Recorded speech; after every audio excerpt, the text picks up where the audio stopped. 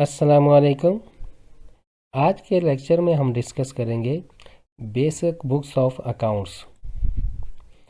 Basic books of accounts 3 types की होती हैं, जिसमें कैश बुक, बैंक बुक और ट्रायल बैलेंस।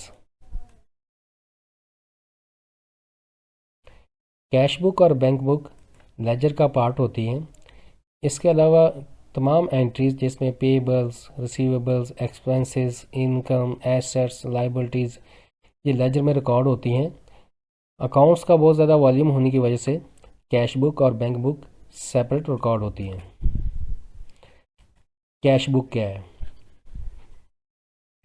कैश की तमाम ट्रांजैक्शंस कैश बुक में रिकॉर्ड होती हैं, यानी रिसीट्स और पेमेंट्स। लेजर का जो नेट डिफरेंस होता है वो कैश इन हैंड होता है।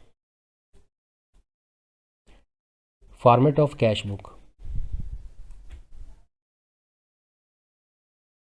कैश बुक का जो फॉर्मेट होता है वो आपके सामने है, जिसमें डेट, वाउचर नंबर, नरेशन यानी ट्रांजैक्शन का जो डिटेल होती है वो आ जाती है, ledger code, receipt amount, payment amount, balance. जो रिसीट और पेमेंट का नेट डिफरेंस होता है वो लेजर का बैलेंस होता है। Bank book. बैंक की तमाम ट्रांजैक्शंस बैंक बुक में रिकॉर्ड होती हैं, यानी अगर चेक रिसीव होता है तो डेबिट साइड पे रिकॉर्ड हो जाता है, अगर पेमेंट होती है तो वो क्रेडिट साइड पे रिकॉर्ड हो जाती है। इसका जो नेट डिफरेंस होता है वो बैंक बुक का बैलेंस होता है।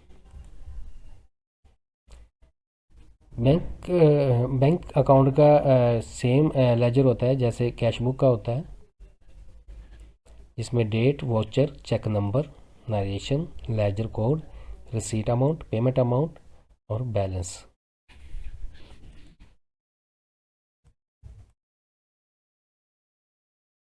Accounting period.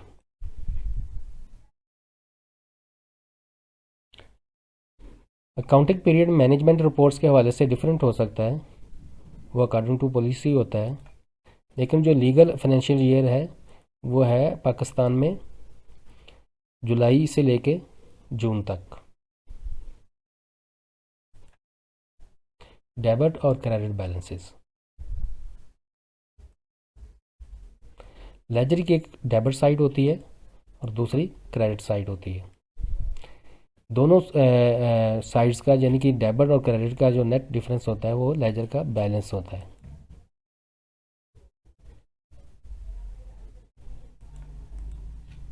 Trial balance. जितने भी लेजर्स होते हैं इनका जो बैलेंस है वो ट्रायल बैलेंस में कैरी फॉरवर्ड होता है। ट्रायल बैलेंस का डेबिट और क्रेडिट इक्वल होता है, लेकिन ट्रायल बैलेंस की कुछ लिमिटेशंस होती हैं। डेबिट और क्रेडिट इक्वल होने का मतलब ये नहीं है कि अपना ट्रायल बैलेंस बिल्कुल ठीक है। इसमें कोई ट्रांजैक्शन मिस भी हो सकती है, कोई ट्रांजैक्शन दूसरे अकाउंट में भी जा सकती है, तो ये प्रॉब्लम्स होते हैं। लेकिन ट्रायल बैलेंस का डेबिट और क्रेडिट इक्वल होना बहुत ज़रूरी है। अगर आपका ट्रायल बैलेंस इक्वल नहीं है तो इसका मतलब है कि इसमें कहीं ना कहीं एरर है। ट्रायल बैलेंस का सैंपल है, ये आपके सामने है।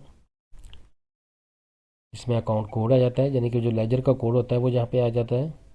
उसमें अगर लेजर का बैलेंस डेबिट है तो वो डेबिट साइड पे आ जाएगा, अगर लेजर का बैलेंस क्रेडिट है तो वो क्रेडिट साइड पे आ जाएगा।